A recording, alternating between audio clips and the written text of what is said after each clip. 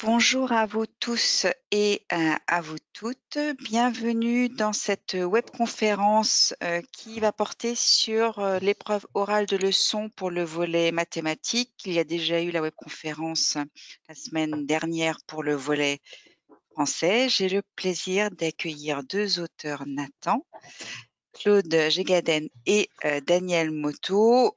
Claude Gégaden, professeur des écoles, maître formateur et actuellement formateur à Prof-École, et Daniel Moto, professeur ESP, formateur mathématiques premier degré, fut aussi responsable de SP et actuellement directeur de Prof-École. Donc bienvenue à vous deux pour ce webinaire qui est le dernier de la série de préparation au CRPE, puisque pour la plupart, vous avez reçu vos résultats et donc on vous félicite. Si vous nous écoutez, c'est que vous êtes a priori admissible. Nous allons dès à présent pouvoir commencer. Petit rappel du sommaire, donc l'épreuve orale de leçon, un très bref rappel des modalités pratiques, puis Daniel et Claude, tour à tour, vont vous exposer pour le cas pratique que nous avons choisi et qui pouvait être téléchargé sur léa.fr, vont vous exposer d'une part la compréhension du sujet qui était demandé avec l'analyse des documents et d'autre part une proposition de brouillon pour votre exposé. Ensuite, nous proposerons deux questions du jury puisque vous savez qu'à l'issue de votre exposé, le jury vous pose des questions. Et enfin, nous garderons un petit temps pour les questions-réponses. Mais dès à présent, je vous invite, quand vous entendrez les exposés évidemment de nos auteurs, à poser des questions sur l'espace questions dans GoToWebinar. C'est parti. Donc, très rapidement, le rappel du cadre de l'épreuve. Donc, vous savez que c'est une seule et même épreuve, l'épreuve orale de leçon. Vous devrez à la fois présenter une leçon en français et une en mathématiques. La durée totale de l'épreuve est de 2 heures. Pour les mathématiques, vous aurez donc 30 minutes avec un temps d'exposé en moyenne de 10 à 15 minutes, puis un entretien avec le jury. Claude et Daniel, vous confirmez que tout ça est exact? On peut démarrer. Donc, on vous avait soumis un cas pratique qui vous permettait de préparer cette session, mais si vous ne l'avez pas préparé, vous pouvez quand même suivre et vous entraîner par la suite. Donc, dans un premier temps, on va vous présenter le sujet et analyser les documents pour que vous mettiez bien dans l'esprit de l'épreuve. Donc, Daniel, je te laisse la parole. Merci beaucoup. Bonsoir à tous. Alors, on va faire comme si on était le jour J. Et donc, évidemment, le jour J, vous allez commencer par lire le sujet. On voit ici un sujet très court. Donc, ce qui est important, sans doute, c'est de prendre les informations primordiales avec un stabilo bossé, par exemple, les passages qui vous semblent importants. Ici, que doit-on retenir? Donc, on a le niveau de classe, le CM2, évidemment. Séance de calcul en ligne. Donc, calcul en ligne veut dire qu'a priori, ce n'est pas du calcul technique posé, ce n'est pas du calcul mental, mais on est plus spécifiquement sur le calcul qu'on appelle calcul en ligne. Un enseignant a proposé le calcul suivant, donc 12,47 centièmes plus 2,7 dixièmes. On constate, et vous devez le remarquer, que ces deux nombres décimaux ont des parties décimales de longueur différentes, un avec deux chiffres, l'un avec un chiffre. Ce n'est pas insignifiant, c'est même très important. Donc, c'est quelque chose que vous devez remarquer si vous avez travaillé un petit peu cette problématique de l'enseignement des nombres décimaux. On doit concevoir une séance qui vise la compétence additionner deux nombres décimaux. On nous parle plus spécifiquement de calcul en ligne, mais bon, si on est dans le prolongement de ce qui a été fait, c'est peut-être mieux de rester sur le calcul en ligne, dans laquelle vous veillerez surtout à remédier à tous les types d'erreurs que l'on trouve dans les travaux de 4 élèves. Donc, on est là sur un sujet qui entre bien dans les cadres de ce qui a été déterminé dans la description de la nature des sujets par le ministère. Ça a été assez peu fréquent, mais ça peut arriver puisque c'est dans le cadre défini par le ministère, avec donc une production d'élèves, ce qui veut donc dire pour vous une capacité à analyser les travaux d'élèves et à en tirer des conclusions. Et donc, nous aurons à concevoir une séance de remédiation, aux deux sens du terme, remédier à, et puis remédiation, dans le sens de trouver d'autres voies pour développer les compétences des élèves. Donc, il faudra refaire un relevé d'erreurs. Donc, nous y reviendrons, puisque donc, maintenant, nous allons, et vous allez, le jour J, vous intéresser, après avoir bien pris en connaissance du sujet et du cadrage qui vous est imposé. Une séance, additionner deux nombres décimaux, et je dois remédier à tous les types d'erreurs que je vais pouvoir repérer dans les travaux d'élèves. On va aller maintenant consulter le corpus des documents. Pour ce sujet, il y a 3 documents. Le document 1 que nous avions sous les yeux, un document 2 qui est extrait du document d'accompagnement, le nombre cycle 3 ressources pour faire la classe de chez d'EduScol, et le document 3, on peut afficher aussi tout de suite, qui est donc un document préparation de séance proposé sur Internet par un collègue. Voilà. Bon, donc la première chose à dire, c'est que bon, le document 1 est à part et le document 2 et le document 3 sont des documents de statut très très différents. Et ça, il faut que vous soyez très prudent avec ça. Le document 2 est un document qui est un document officiel. Il est absolument impératif que quand vous voyez extrait du document d'accompagnement le nombre au cycle 3, bien vous tombiez sur quelque chose que vous connaissez et que vous avez déjà lu. C'est une ressource incontournable, le nombre au cycle 3, notamment pour ce qui concerne l'enseignement des décimaux. Et donc ici, nous n'en avons qu'une deux pages, une petite partie, et on entrera ensuite dans le détail, un petit peu dans le détail de son contenu. Le document 3, c'est pas du tout. Donc celui-là, je dirais, il est totalement fiable. Il n'y a aucun problème. Le document 3, c'est autre chose. C'est une proposition d'action par la classe fournie par un collègue. Et là, on doit avoir, par rapport à ce type de document, un regard plus critique. Autant dans le document 2, on va prendre toute l'information qu'on peut prendre, autant là, tout de suite, on change un peu de casquette et on se dit qu'est-ce que je prends, qu'est-ce que je garde de ce document-là, dans l'esprit de ce qui est défini par le ministère pour la définition du concours. Les documents qu'on va vous donner sont normalement des documents qui doivent vous aider dans votre préparation de séance. Vous n'êtes pas obligé d'utiliser les documents qui vous sont fournis. C'est-à-dire que c'est vous qui faites le choix d'utiliser ou de ne pas utiliser les documents fournis. Mais attention, si vous n'utilisez pas les documents fournis, vous devez donner une petite explication pour dire pourquoi vous n'avez pas retenu l'usage de ce document. Bon. Là aussi, je reviendrai plus en détail sur les contenus de cette séance.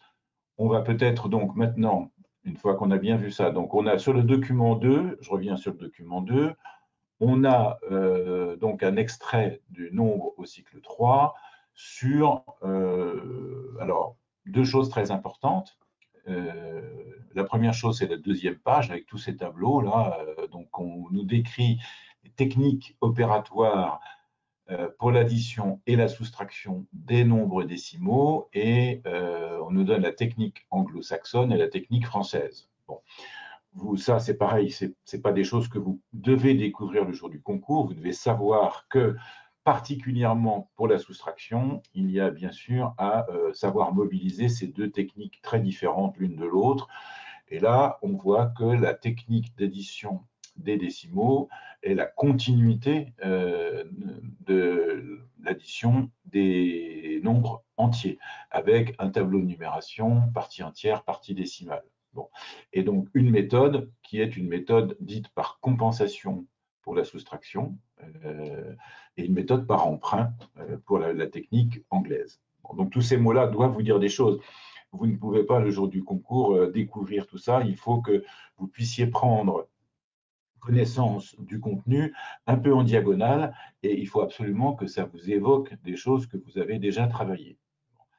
On voit qu'il y a, ce qui peut être important aussi, des points de vigilance. Donc les points de vigilance quand on va enseigner aux élèves l'addition et la soustraction des nombres décimaux, bien sûr, c'est le placement des nombres, hein, le placement des nombres et des chiffres, donc l'alignement, etc., le traitement des parties décimales. Voilà, donc on lit ce petit passage et puis on en tire les conclusions qui s'imposent. Finalement, le document 2 est un document très important, mais quand on a soi-même déjà un peu travaillé la question et qu'on a une espèce de background de travail autour du nombre décimal, on voit que ce document, ben, on le fait sien très, très vite. En 5 minutes, on a pris tout ce qu'il y avait à prendre avec les écritures fractionnaires, les fractions décimales, etc., et puis les points de vigilance. OK. Alors, évidemment, ce qu'on peut constater, c'est que par rapport à un calcul en ligne, là, on est plutôt sur une disposition qui est une disposition sur de la technique opératoire, avec de la mise en colonne, etc. Donc, déjà, première petite interrogation, comment je prends ça en considération dans ma conception de séance? Comment je passe d'un calcul en ligne à peut-être ceci? Est-ce que c'est un outil nouveau que je vais proposer aux élèves? Remédiation. Voilà, il y a des questions qui commencent à s'ouvrir sur ma conception de séance. Pour m'aider dans ma conception de séance, le document 3 est une proposition de séance, toute construite. On en trouve énormément sur Internet et une des compétences fondamentales de l'enseignant à l'heure actuelle, c'est justement d'essayer c'est de savoir, d'avoir un esprit suffisamment critique pour se dire ça je prends, ça je prends pas. Je prends pour telle raison, je ne prends pas pour telle autre raison. Bon, je vais aller assez vite, mais en gros, on voit que pour cette séance qui vous est proposée là, on est sur ce qu'on va appeler un modèle d'apprentissage qui est par ostentation. C'est-à-dire que vous verrez, quand si vous êtes rentré dedans, l'enseignant va montrer aux élèves comment on additionne des nombres décimaux, c'est-à-dire qu'il va mettre un exemple au tableau, et puis une fois que ceci sera fait, les élèves seront soumis à des exercices d'entraînement, et puis ensuite les élèves auront des problèmes à résoudre. Donc on est sur un schéma qui fonctionne comme ça, c'est on montre, on applique, et on utilise dans la résolution de problèmes. Donc on construit l'outil nécessaire à la résolution de problèmes avant d'entrer dans la résolution de problèmes. OK? Bon. Ce type d'enseignement est un type d'enseignement particulier, mais on ne va pas dire que qu'il ne faut pas faire ça. Mais c'est vrai que c'est un type d'enseignement qu'on a souvent tendance à utiliser dans l'enseignement des mathématiques quand les élèves sont un peu en difficulté. On oublie, ce faisant, que les élèves, comment dirais-je, on développe plutôt des performances que des compétences en travaillant comme ça. C'est-à-dire qu'une compétence, c'est un savoir-faire assis. Assis au sens où la compétence est reliée à d'autres compétences, elle a du sens, etc. Donc ça permet de se dire que du point de vue de la mémorisation, ce sera quelque chose qui sera définitivement acquis et que l'élève aura compris. Quand on travaille sur la performance, on est plus sur quelque chose qui est isolé et qui, par ailleurs, nécessite finalement une grande abstraction de la part de l'élève. Il n'y a pas de contexte. Dans ce que vous avez là, il n'y a pas de contexte. Pourquoi est-ce qu'on additionne des nombres décimaux? À quoi ça sert, etc. On ne sait pas trop. Bon, donc, après, ce sera à vous de faire votre choix, mais c'est important que vous ayez cette capacité d'analyse de la façon dont la séance vous est proposée ici. Et donc ici, encore une fois, je montre, j'applique, je résous des problèmes. N'oublions pas que l'esprit des programmes à l'heure actuelle est plutôt de se centrer et de centrer l'activité de l'élève, notamment pour les découvertes de notions nouvelles, sur la résolution de problèmes. C'est-à-dire qu'on essaye de faire en sorte que les connaissances nouvelles aient un sens, que l'apprentissage de connaissances nouvelles ait un sens pour les élèves, qu'ils considèrent et qu'ils conçoivent que cette connaissance nouvelle peut lui être utile dans la résolution de problèmes et ainsi, pense-t-on, la mémorisation sera plus effective et on aura aussi construit des performances autant que des compétences.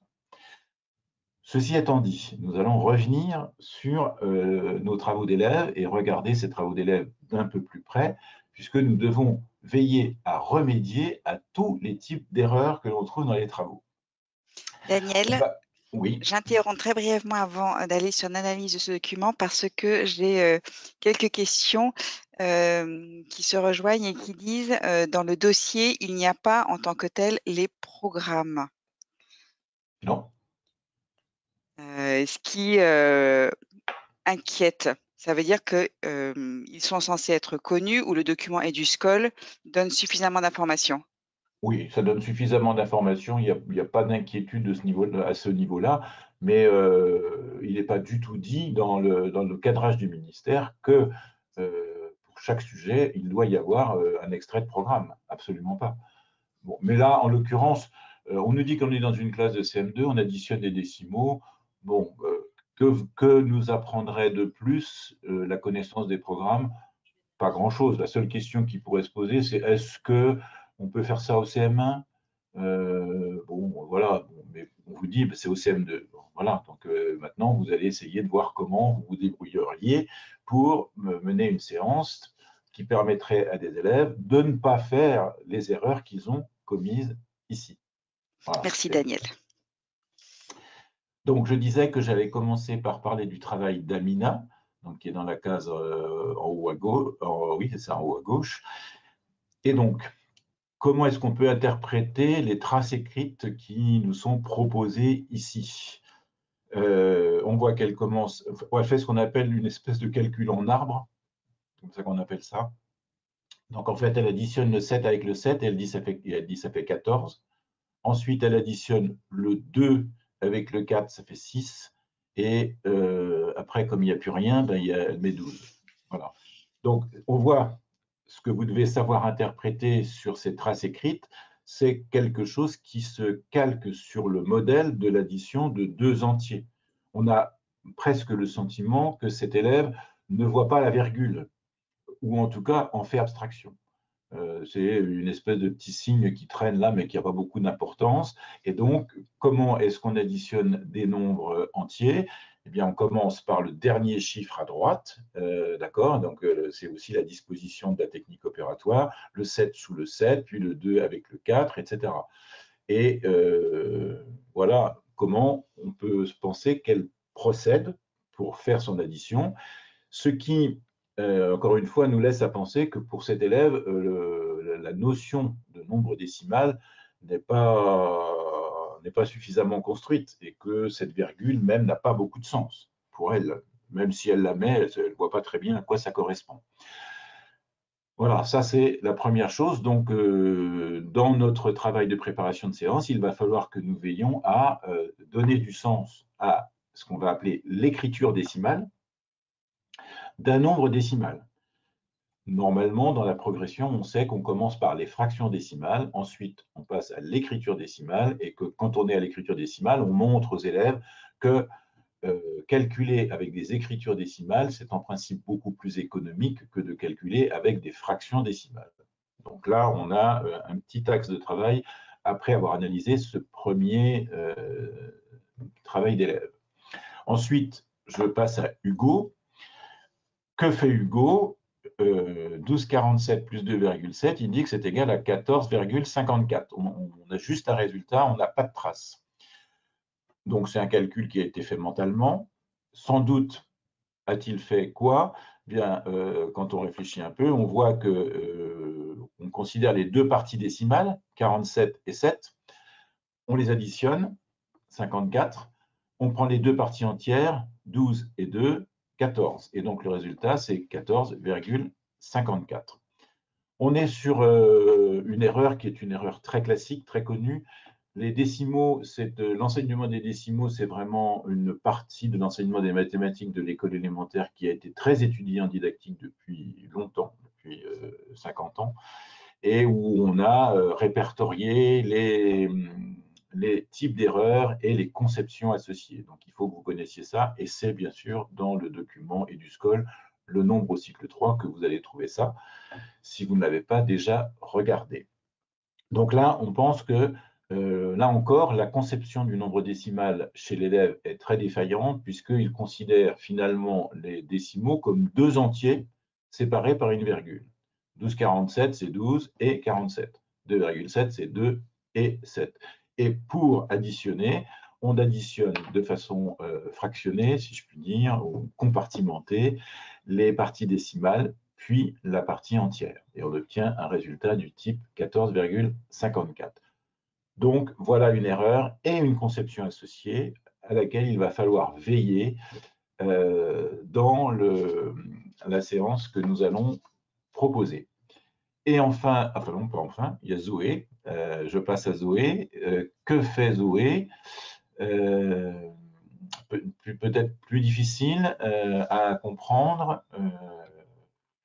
Zoé, a priori, comment peut-on trouver 14,117 par exemple, on peut imaginer que on pose en technique opératoire l'un sous l'autre. Et à ce moment-là, on voit qu'on a le 7 tout seul en deuxième position après la virgule. Donc, ça fait le 7 du résultat. Ensuite, on a l'un sous l'autre le 4 et le 7. Et donc, on a 11. Et ensuite, on a 12 et 2, 14. Donc là, on a quelque chose qui est peut-être mieux que chez Hugo, où on a un compartimentage de la partie entière et partie décimale qui est moins cloisonné, mais qui est quand même cloisonné. C'est-à-dire qu'on ne considère peut-être pas que ce sont deux entiers séparés par une virgule, mais le problème, c'est que la virgule paraît quand même quelque chose d'infranchissable. C'est-à-dire que les 11 dixièmes que l'on trouve, ils sont écrits 11, alors qu'on aurait dû trouver 1 et une unité, donc transformer ce 11 en 1 et une unité supplémentaire pour arriver à 15,17, qui est bien sûr le bon résultat de cette opération, que nous trouvons dans le travail de Tony, qui a été fait d'une manière, d'une façon un peu particulière, mais qui est vraiment très satisfaisante, puisque donc il a d'abord additionné la partie entière, 12,47 plus 2, ça fait 14,47, plus le 0,7, et il n'y a pas d'erreur dans son calcul. Donc on a 3 erreurs à prendre en considération, avec chaque fois des conceptions du nombre décimal qui peuvent être plus ou moins bien construites. Donc là, Amina, on a vu qu'il y a vraiment beaucoup de travail. Hugo, il y a un peu de travail. Et c'est là que le choix de donner des nombres décimaux de longueur décimale différentes a été très important parce qu'il nous a permis de trouver ce genre de choses.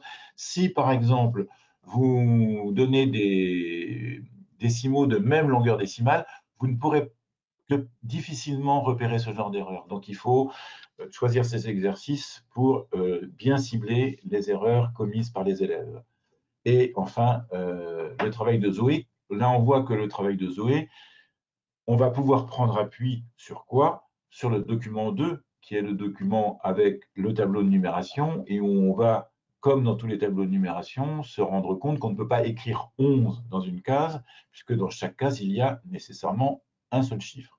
Et donc, il va falloir procéder à une conversion de 11 en 10 plus 1. 10, c'est une unité supplémentaire, etc. Voilà. Donc ça, il faudra prendre toutes ces informations-là en considération. Je vais juste revenir sur le document 3 pour juste vous repréciser une petite chose, parce qu'il y a quand même, j'ai noté, voilà, sur pour moi, c'est un peu trouble, mais c'est pas grave. Sur la colonne de gauche, il y a marqué présentation de la technique opératoire. L'enseignant présente la technique opératoire de l'addition posée de deux nombres décimaux. Utiliser deux nombres n'ayant pas le même nombre de chiffres dans la partie décimale et dans la partie entière et dans la partie décimale. Je ne sais plus où j'ai vu ça, mais il est marqué quelque part que les nombres décimaux sont des nombres à virgule. Ce sont des raccourcis qu'il ne faut pas faire. Un nombre décimal, si je dis systématiquement à des élèves que les nombres décimaux sont des nombres à virgule, eh bien, je construis des conceptions erronées. Si à la limite je dis un nombre décimal est un nombre qui peut s'écrire avec une écriture décimale à virgule, c'est déjà moins mauvais que de dire que c'est un nombre à virgule, puisqu'on sait que par exemple que 4 est un nombre décimal. D'accord? Donc, c'est pas systématiquement parce qu'il y a une virgule dans son écriture que c'est un nombre décimal. Donc, il faut être prudent avec ça. Par ailleurs, il y a des bonnes pratiques avec les nombres décimaux qu'il faut connaître. Il ne faut pas dire, par exemple, 137,42 plus 12,547, je prends ce qu'il y a là, hein, mais il faut dire 137 plus 40 et 42 ou virgule 42 centièmes et 12,567, je lis mal, hein, millième. D'accord? Donc il faut aider les élèves à ne pas faire en sorte de considérer les décimaux comme deux entiers séparés par une virgule, ce qui est le cas lorsque je dis 137,42. C'est très difficile hein, quand on est adulte et qu'on a déjà pratiqué le nombre décimal de revenir sur sa façon de dire les décimaux. Mais c'est indispensable dans ce moment d'apprentissage pour les élèves où ils découvrent ces notions et où les confusions vont être multiples. Il faut les aider par le biais aussi de la bonne façon de lire les décimaux. Alors, il y a des pratiques aussi de retour sur les fractions décimales, puisque les fractions décimales sont antérieures à l'écriture à virgule. Bon, mais ça nécessiterait des développements beaucoup trop longs par rapport au cadre de notre préparation de séance. Voilà toutes les informations qu'on peut tirer de ces trois documents. Donc maintenant qu'on a pris toutes ces informations, qu'on a bien mis tout ça dans sa tête, on va se dire, ben, je vais essayer de préparer, de proposer au jury une séance. Et donc vous allez imaginer une séance à proposer au jury. Donc ça, c'est Claude qui va vous exposer un peu le travail de conceptualisation d'une séance. On va aboutir à ce qu'on appelle un déroulé de séance plutôt qu'à une fiche de prep. La fiche de prep est un instrument qui est très utile pour la classe, mais qui est quelque chose d'un peu complexe parce que ça met en relation des choses et d'autres, c'est hypothétique, etc. C'est plus difficile de faire entrer un jury dans la séance et la classe telle qu'elle va ou devrait se dérouler avec une fiche de prep qu'avec un déroulé. Donc le déroulé doit comporter le même type d'information, mais c'est une espèce de scénario comme ça de ce qui va se produire en classe avec tous les éléments nécessaires à son bon déroulement. Et donc je passe la parole à mon camarade Claude. Merci Daniel. Claude, on est tout oui. Non, on n'entend rien, Claude. Il faut remettre le son qui effectivement est coupé. Non. Pas encore. Voilà. Claude, si... non. Tu peux y aller, je pense. Non. Voilà. Ah, si voilà. Parles. Voilà. Un peu de suspense. Alors. Puisque, maintenant qu'on a bien lu ce sujet hein, et qu'on a retiré toute la substantifique moelle, n'est-ce pas, des documents qui étaient proposés, hein, ce que vient de faire Daniel, hein, on va passer sur, on peut appeler ça le volet plus pédagogique que didactique, hein, même si la frontière entre les deux est souvent floue et même variable. Il va falloir commencer par situer cette séance dans un ensemble d'apprentissage, en l'occurrence savoir calculer sur les nombres décimaux. Ça peut être dans ce cadre-là des séances de découverte ou d'approfondissement ou d'entraînement ou d'évaluation, ou alors tout à la fois. Dans une seule séance, ça peut arriver, c'est même assez fréquent. Maintenant, celle-ci elle est un petit peu particulière, la nôtre aujourd'hui, hein, parce que ça va être quelque chose qu'on va avoir pratiquement en une séance supplémentaire par rapport au reste, du fait de l'observation d'erreurs plus ou moins récurrentes chez un certain nombre d'élèves. Donc voilà, donc on la situe quand même hein, dans une séquence. Et ce qu'il faut aussi savoir, c'est déterminer les prérequis qui sont nécessaires pour tous les élèves hein, à ce type d'apprentissage. Bon, bah là, évidemment, ce qui est indispensable, c'est déjà la maîtrise aussi des algorithmes de calcul sur les nombres entiers, hein, qui vont nous servir avec, on suppose, la connaissance de faits numériques, c'est-à-dire que les enfants savent déjà calculer, hein, ne font pas d'erreurs de calcul, d'addition ou de soustraction.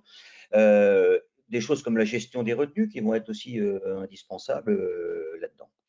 Voilà. Et puis, comme l'a dit Daniel tout à l'heure, l'importance et la nécessité de savoir dire et écrire de différentes manières les nombres décimaux. Daniel ne me contredira pas là-dessus, hein, il en a parlé tout à l'heure. Autre principe didactique qu'on a choisi pour notre séance, et contrairement un petit peu à l'approche de celle de la séance qui est présentée dans les documents, hein, qui est très déductive, hein, eh bien on a choisi nous de donner du sens un petit peu et conformément d'ailleurs aux recommandations des programmes, hein, en commençant par proposer la résolution d'un problème dans lequel, bien sûr, les enfants seront amenés à être confrontés au genre de calcul qui nous intéresse justement. Encore un choix didactique, c'est celui de travailler sur les mesures de longueur, parce que, justement, dans le problème, parce que ça donne un sens particulier et ça donne de la lisibilité, on va dire, à la lecture des décimaux. Les nombres décimaux, on sort un petit peu d'aspects tout à fait, comment dire, trop formel. Voilà. Ensuite, on a aussi un certain nombre de choix pédagogiques, hein, sur la mise en place. Bon, on reviendra dessus tout à l'heure. Un choix pédagogique quand même qui est prédominant aussi et que je vous engage quand même à utiliser aussi, c'est le choix du travail en groupe, hein, et la pratique qui permet la construction un petit peu commune des connaissances, hein, par comment dire, les confrontations, hein, qui vont nourrir ce nouvel apprentissage. Et puis qui donne aussi l'accès entre les enfants à une verbalisation, hein, qui doit être un petit peu précise. Deux points sur ce, mais Daniel l'a déjà dit tout à l'heure, hein, maintenant sur votre organisation. Si dans votre corpus de documents, vous avez une séance, Daniel l'a très bien dit tout à l'heure, vous n'êtes pas du tout obligé, comme c'est le cas ici, de la suivre, hein, de l'utiliser comme trame. Vous n'êtes pas non plus obligé de ne pas l'utiliser, mais comme l'a dit Daniel, si vous ne l'utilisez pas, il faut trouver une argumentation. Le jury viendra probablement là-dessus, hein. Et puis, Daniel en a parlé aussi, c'est cette élaboration plutôt d'un déroulé de séance à la façon d'un script de cinéma, on va dire, hein, très chronologique.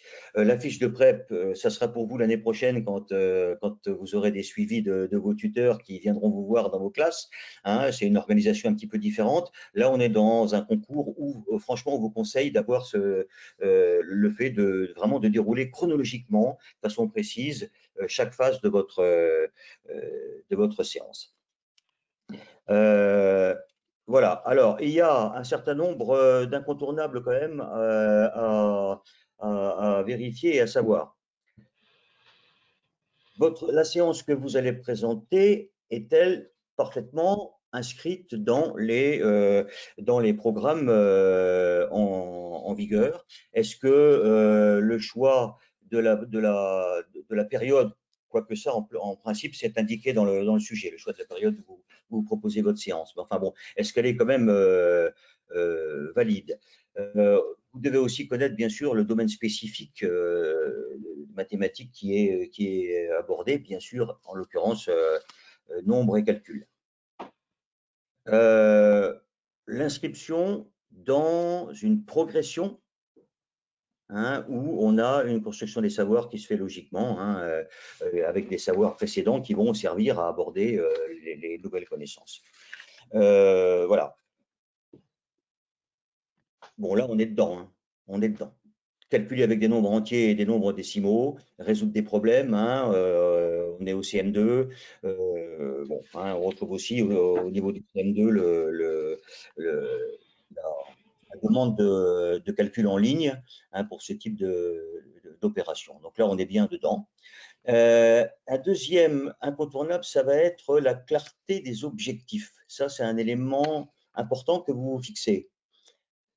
Moi, je pense qu'il faut à ce moment-là réfléchir en termes de compétences plus qu'en objectifs, c'est-à-dire se demander ce que les élèves doivent savoir faire à la fin de votre séance. En l'occurrence, puisqu'on est sur une séance de remédiation, ben, est-ce qu'ils ont réussi à pallier les difficultés qu'ils rencontraient?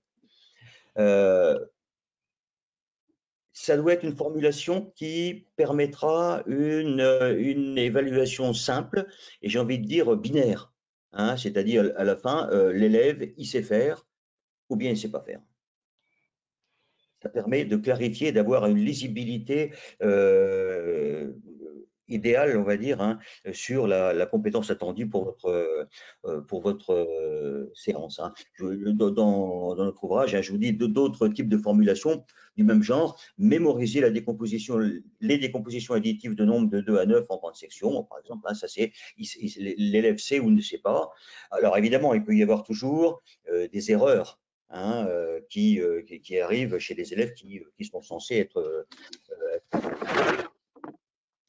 Alors, toujours dans votre construction de séance, eh bien, il va falloir aussi, mais ça, on en a déjà parlé, anticiper les erreurs possibles que vous pensez que les élèves vont rencontrer. C'est la porte ouverte, évidemment, une porte ouverte nécessaire, hein, à une pédagogie différenciée. Bon, vous connaissez sûrement ces termes-là, ça va vous amener au cours de votre séance à modifier éventuellement les parcours, hein, dans le cadre d'une pédagogie différenciée, différée, hein, comme on dit, c'est-à-dire qu'au fur et à mesure de la séance, quand vous observez des difficultés ou des erreurs, vous allez mettre en place, vous avez prévu en amont, hein, des outils qui vont vous permettre d'y remédier. Bon, des aides directes de l'enseignant, réadapter le support que vous leur proposez, donner plus de temps, ça c'est vraiment les grands classiques de la pédagogie différenciée, hein, recours à des outils d'aide. Hein, vous faites, bon, je sors un petit peu du sujet là, mais vous faites quelque chose sur la division et puis il y a des difficultés sur la connaissance des tables de multiplication. Vous allez autoriser un certain nombre d'élèves à avoir accès, hein, pour pouvoir les aider, etc. Toutes les aides possibles. Alors pour nous ici, dans le cas présent, il va y avoir effectivement les aides individualisées de l'enseignant, hein, qui se trouve dans la classe et qui va intervenir si nécessaire. Les tableaux de numération, bien sûr, hein, qui vont être un outil très utile dans notre cas précis ici. Hein. Et puis, éventuellement, la sollicitation aussi on a ça dans la séance, hein, la sollicitation d'élèves un petit peu plus compétents, hein, du tutorat. Voilà, on va maintenant… tout ça doit être rangé dans la catégorie de l'anticipation. Oui. L'enseignant anticipe les difficultés des élèves qu'il imagine et il anticipe aussi le type d'aide qu'il peut associer à ces différentes difficultés. Voilà. Ça, c'est important. C'est-à-dire que l'aide, c'est pas simplement, et l'intervention de l'enseignant ne va pas se limiter à un conseil oral, mais il peut avoir pensé des outils qui sont des outils physiques, comme par exemple, effectivement, le tableau de numération qu'il va pouvoir donner aux élèves qu'ils pensent en difficulté et pour lequel ce sera un outil intéressant.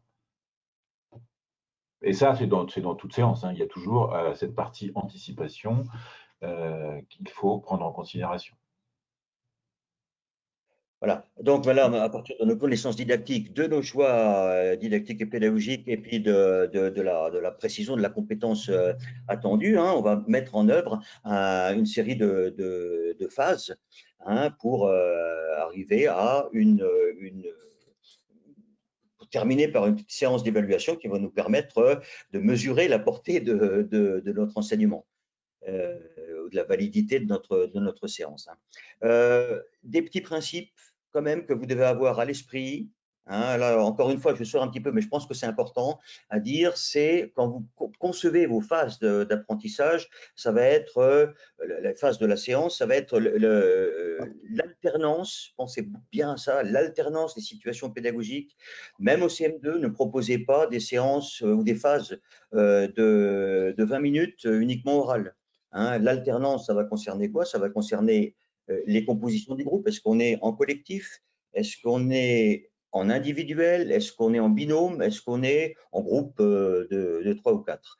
Et tout ça, ça doit être alterné dans la séance, un rythme que vous choisirez. Et autre alternance aussi, c'est oral-écrit. Comme je vous le disais tout à l'heure, même au CM2, ne faites pas 1 heure d'écrit sans avoir un moment de verbalisation, ou inversement, longue phase de confrontation orale. Il faut vraiment avoir dans l'esprit cette idée d'alternance.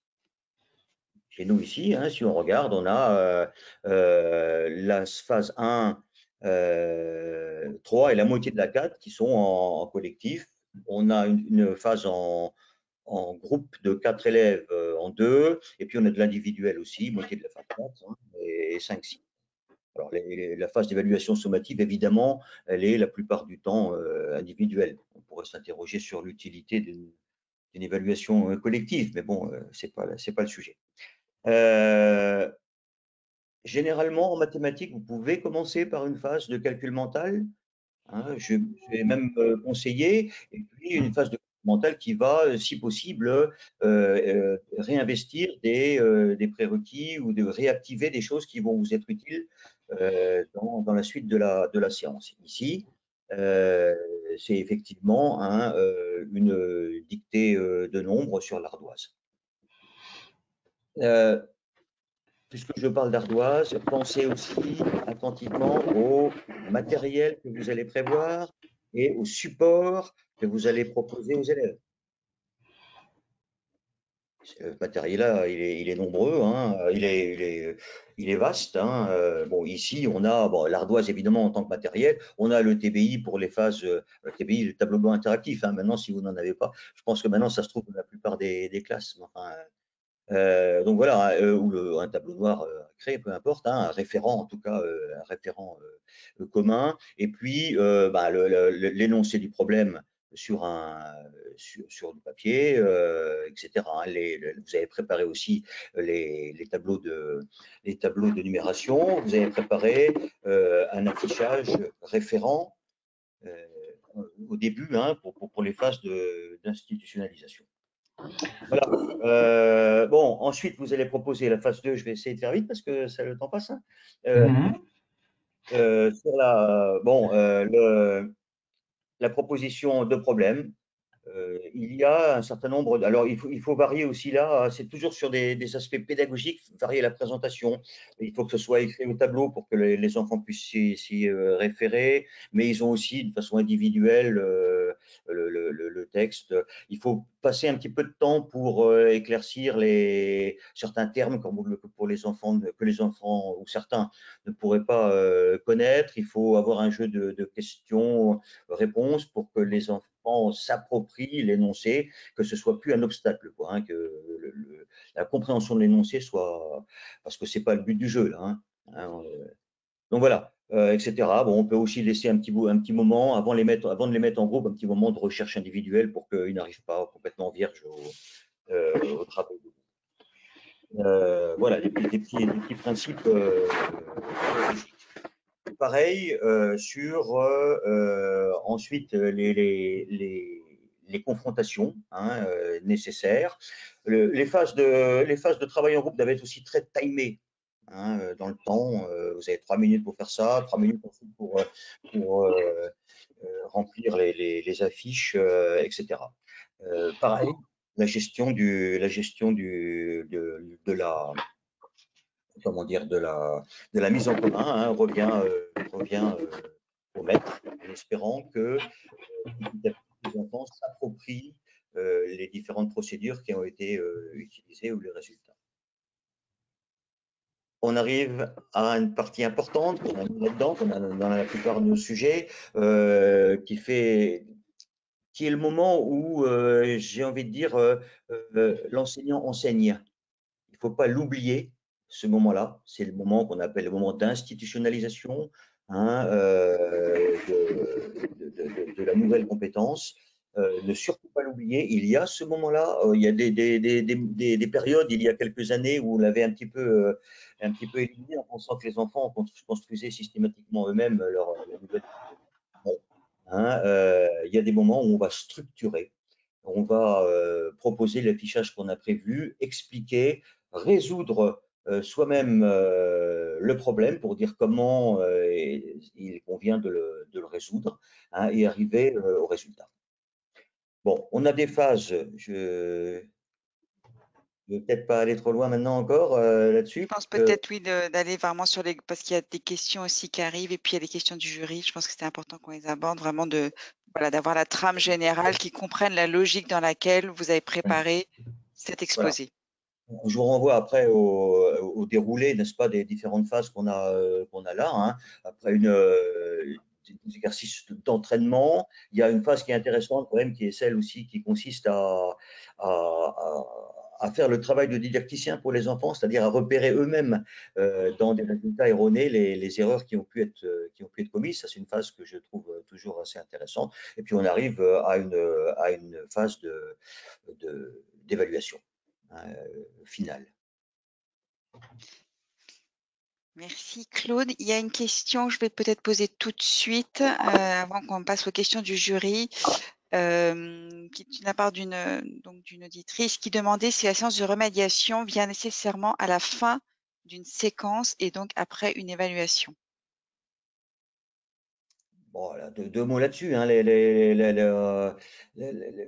La pédagogie différenciée, quand on connaît bien ses élèves et sa classe et qu'on a une certaine expérience, elle consiste, il y a deux techniques, hein, et la première qu'on appelle la pédagogie différenciée simultanée, c'est-à-dire qu'en même temps, on va proposer des entrées ou des travaux différents parce qu'on connaît nos élèves, on sait que ceux-là présentent quelques difficultés, hein. Par contre, il y a l'autre type de différenciation dont on a parlé qui est différée, c'est-à-dire en cours de séance, hein.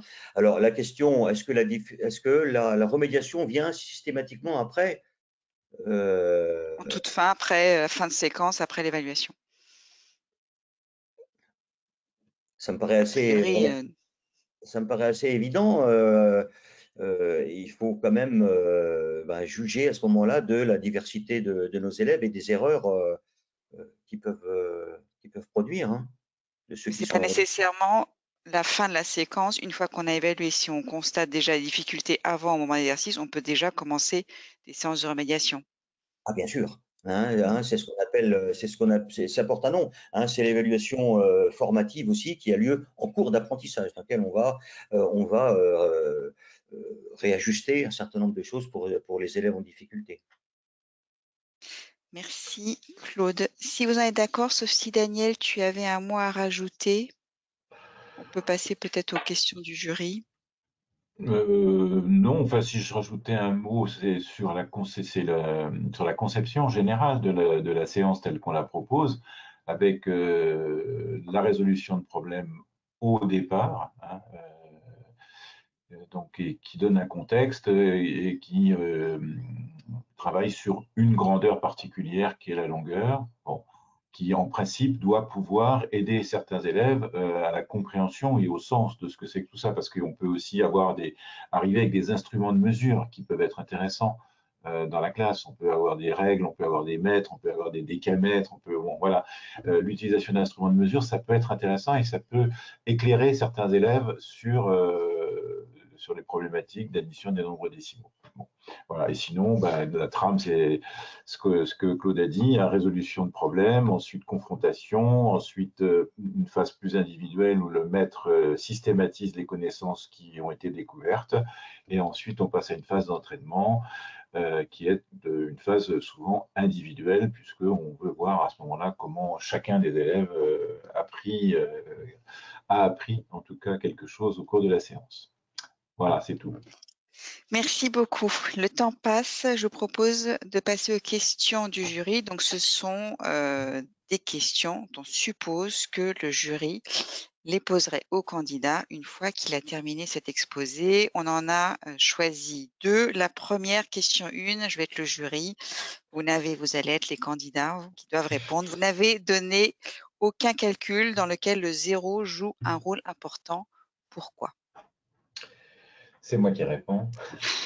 Effectivement, la question du 0 comme chiffre dans l'écriture des nombres décimaux est une question importante. Parce que d'un seul coup, ce qui était, je dirais, important n'est plus important. Par exemple, quand on dit 24,5 ou 24,50, c'est la même chose.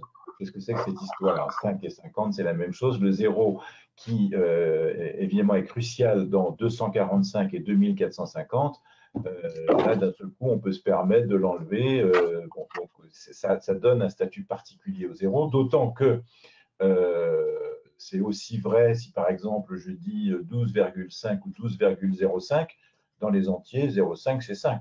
Donc, je peux dire que 12,05 et 12,5, c'est la même chose. Donc, il y a toute une problématique à prendre en considération avec le 0, la manipulation du 0 dans les nombres décimaux, qui est, il faut le savoir, assez complexe. Et donc, quand on est en phase d'apprentissage comme ça d'une notion nouvelle, comme ici l'addition ou la soustraction des nombres décimaux, on ne va pas d'emblée cumuler les difficultés. Donc la difficulté du 0, on la réserve pour après. Et c'est pour ça qu'on n'a donné aucun calcul dans lequel le 0 joue un rôle important. Voilà. Donc c'est quelque chose, c'est un point de vue didactique qu'il faut connaître. Cette question du 0 est une question importante puisqu'elle vient bousculer les règles qui ont été acquises dans l'ensemble des nombres entiers. Et donc il faut être prudent avec ça. Donc difficulté supplémentaire dans un second temps.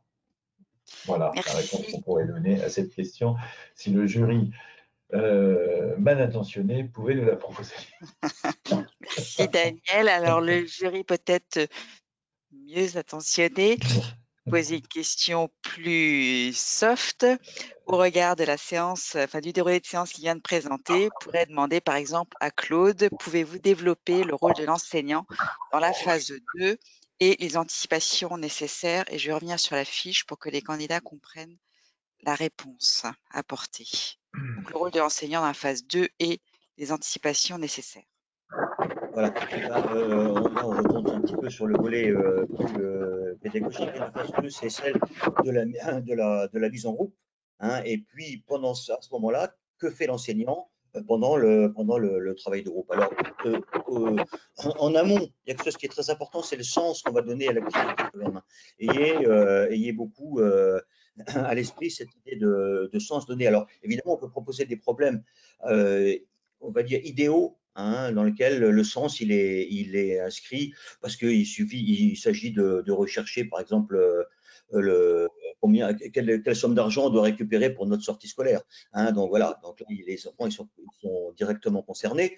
Quand c'est pas le cas, le sens il peut très bien être donné par voilà ce problème-là va nous permettre d'arriver à ne plus se tromper dans les opérations, etc. Le sens, il peut très bien être donné comme ça aussi.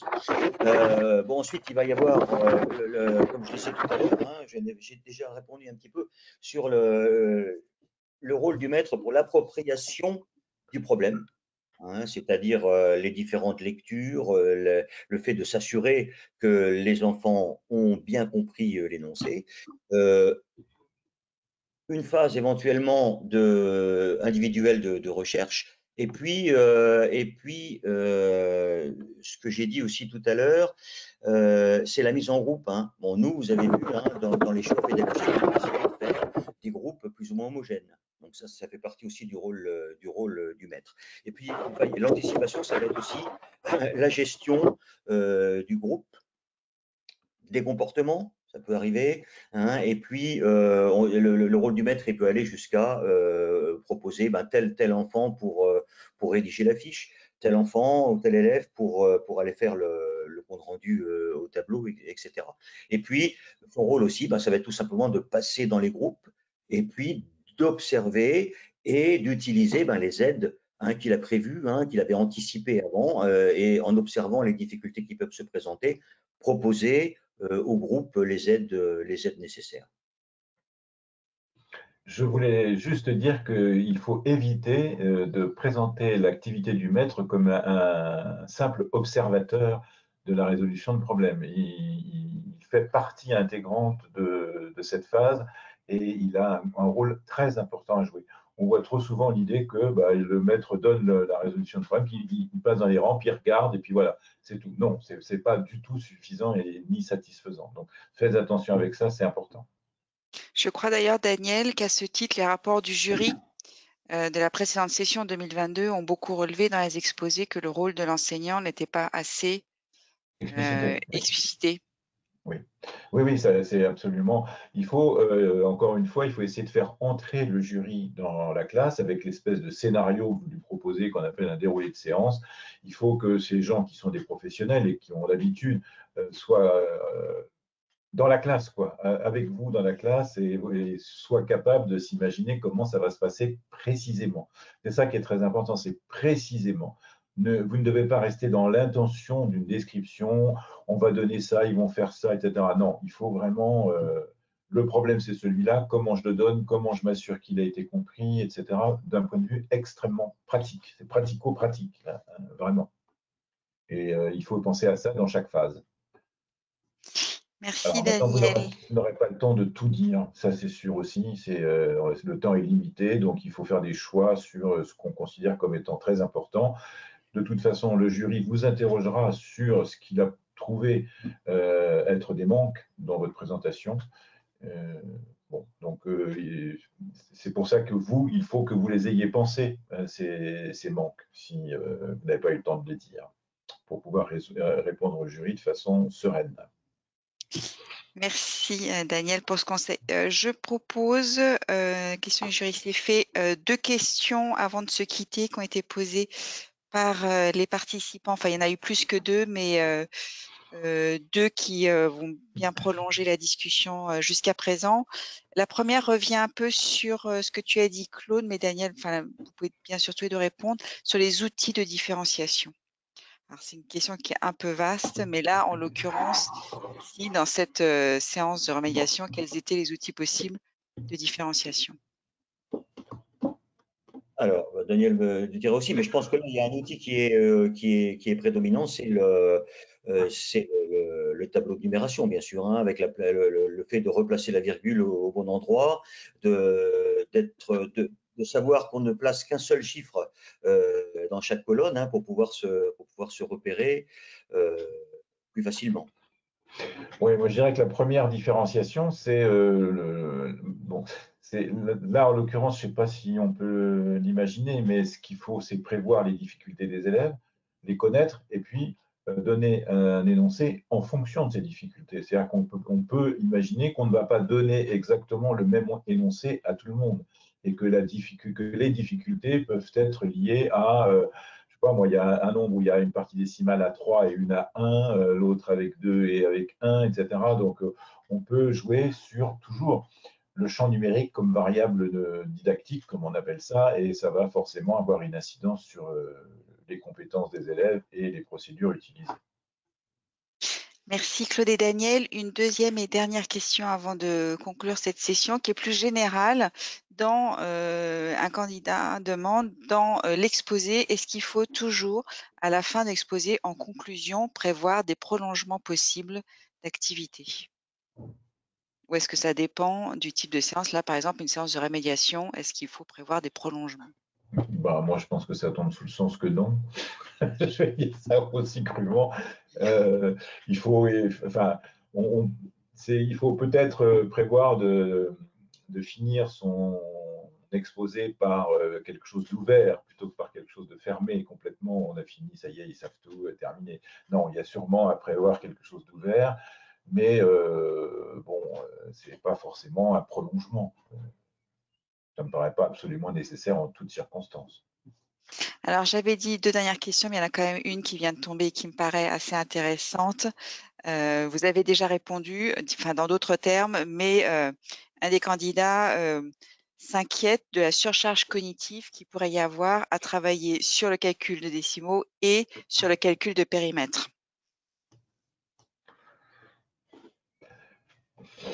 Surcharge cognitive, c'est un gros mot qu'on va utiliser, mais qui, à mon avis, ne correspond pas à grand-chose. Mais enfin bon, comme c'est un concept utilisé par beaucoup, prenons-le, mais c'est en même temps quelque chose qui va donner du sens au travail de l'élève. Alors que si je décontextualise complètement, c'est la problématique qu'on a évoquée dès le départ, c'est est-ce qu'on contextualise ou est-ce qu'on décontextualise totalement le travail de l'élève autour de l'addition des décimaux.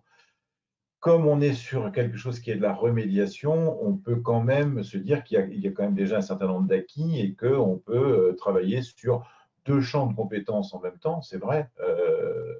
On est là sur l'addition et on pense qu'amener du contexte et donc parler de périmètre, c'est quand même pas non plus inconcevable. Maintenant, en anticipant la difficulté, on ne va pas laisser l'élève seul face au calcul du périmètre, on va lui montrer bon, qu'est-ce que c'est que le périmètre, on va le rappeler, comment ça se calcule, etc. Bon, peut-être qu'on peut là intervenir pour donner quelques explications. Claude, est-ce que tu as un mot à rajouter là-dessus? On est au CM2 quand même, donc on peut imaginer que c'est le type de problème qui est un problème qu'on va appeler complexe quand même. Hein, Oui. mais comme dit Daniel, on peut aider parce que finalement, notre objectif précis dans cette séance-là, c'est pas tellement d'arriver à un résultat, donc on pourra les aider suffisamment, d'arriver à un résultat terminal du problème. Hein. Faut pas oublier, notre objectif, c'est remédier aux difficultés dans l'addition de décimaux qu'on a observé. Hein. Donc, voilà. Je ne dis pas que le reste est accessoire, mais il faut se fixer sur l'objectif et puis faire en sorte que. Donc, le problème, il est valide pour des CM2. Hein. Oui, oui. On imagine bien. Très bien. Ben, je vous remercie beaucoup, Claude et Daniel, pour cette webconférence. Est-ce que, parce que là, on est quand même dans la dernière ligne droite avant ces fameux oraux, est-ce que vous avez un petit conseil pour nos candidats avant de les laisser terminer de plancher sur cette orale à double discipline? Juste une petite chose en allant regarder un petit peu les rapports du jury. Hein. C'est un petit peu annexe, c'est plutôt dans la forme. Il y a pas mal de jurys qui ont beaucoup apprécié la fluidité et comment dire l'interaction. Hein, qui se crée avec le jury, c'est-à-dire ne pas être fixé sur ses positions, ne pas être non plus complètement passif, c'est-à-dire d'accepter, éventuellement de discuter les propositions du jury, qu'il y ait un véritable échange hein, qui se crée dans l'entretien. Oui, ça, je crois que c'est très important que tout le monde comprenne bien ça. Vous voyez bien qu'on est sur quelque chose qui n'est pas un domaine scientifique pur et dur. Et donc, ce qui est important, c'est la confrontation, c'est l'échange, c'est d'accepter peut-être aussi un peu des idées différentes des siennes. Je crois que ce que n'apprécient pas du tout les jurys, c'est les conceptions très rigides, où le candidat affirme des choses de façon péremptoire et il vaut mieux problématiser les choses et puis se dire que bon, bah, nous, on a un avis sur les choses. À partir de là, on problématise et on donne un avis. Mais c'est comme ça que ça se passe. C'est pas je sais que. On est dans quelque chose qui est la pédagogie, c'est quelque chose qui est complexe. Et bon, voilà. Je sais que certains ont eu des notes catastrophiques parce que trop sur 2. Et ça, les jurys n'apprécient pas. Merci beaucoup, Daniel et Claude, pour votre participation à cette conférence. Alors, comme la question a été beaucoup posée, je le dis, le replay sera disponible dans les jours prochains. Vous recevrez un email de GoToWebinar qui vous spécifiera que l'emailing est disponible et sinon sur le portail lea.fr ou sur la chaîne YouTube de lea.fr accessible gratuitement, hein, je le précise. Donc voilà, vous aurez le replay, vous pourrez le réécouter à loisir et du coup consulter posément aussi proposition de déroulé de séance pour cette séance de remédiation. Un grand merci à vous deux.